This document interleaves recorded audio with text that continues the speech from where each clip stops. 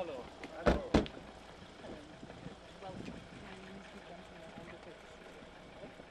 Thank you very much. Thank you for receiving me. It's a pleasure. They have that.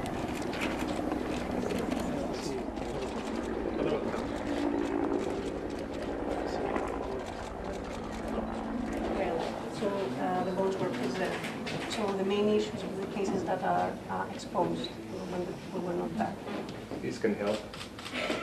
Is that many bones are lost, scattered around, so and never found In a mass grave. in a mass grave. But we talk about grave, but we might not have a grave, meaning that they didn't bury, meaning they didn't open.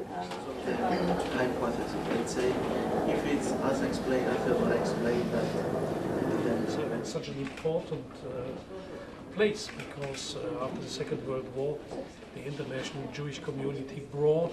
This is a contribution to bring dignity to those who lost dignity because they were killed and disappeared, to bring solidarity to those who suffered because their loved ones disappeared and were never found.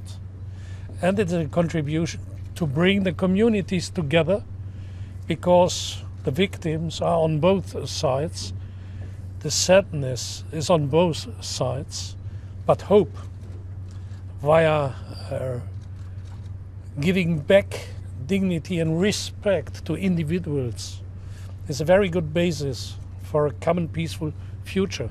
Therefore, what you are doing here is not only from a scientific point of view fascinating, it is from a political and from a human point of view unique.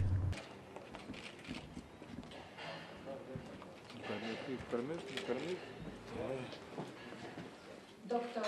Martin Schulz, President of the European Parliament, is closer together.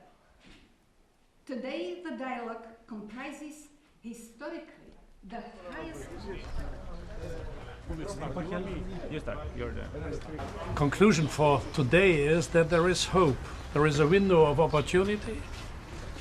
There is a chance now, and we agreed in our assessment of my visit and of his work here that there is now really the possibility of a historical step forward.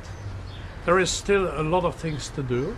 That is also my feeling after the 2 days here. At the end, the old diplomatic experience matters. Nothing is agreed until everything is agreed.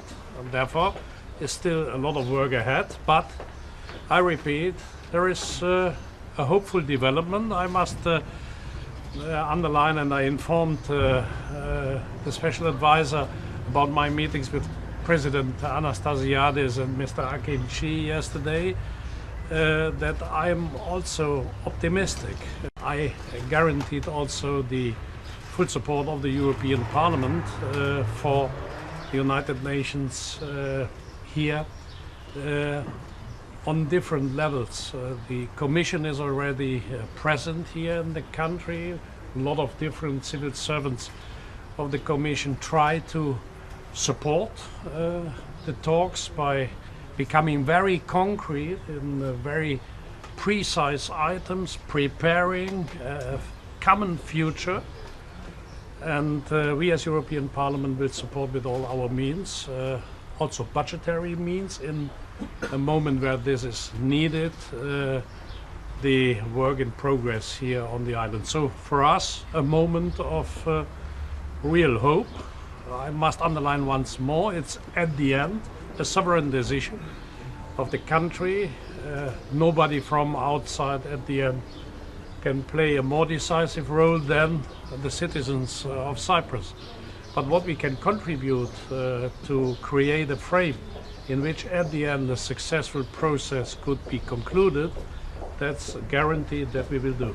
One of my ambitions when I arrived here was to ensure that we saw this obviously as a Cypriot problem, which is to the Cypriot people to decide on, but also a European problem, because we have the only European Union member state that is on the agenda of the UN Security Council because it's divided. That's an anomaly.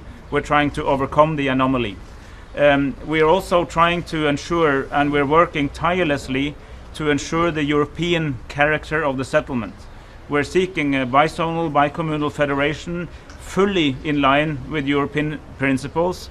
The level of cooperation between the European Union, all the European institutions and the UN, but I will add to that the World Bank and the International Monetary Fund works very closely together in a seamless manner. And one of the areas that has been most successful in my view so far is to lay out the full prospect of an economic integration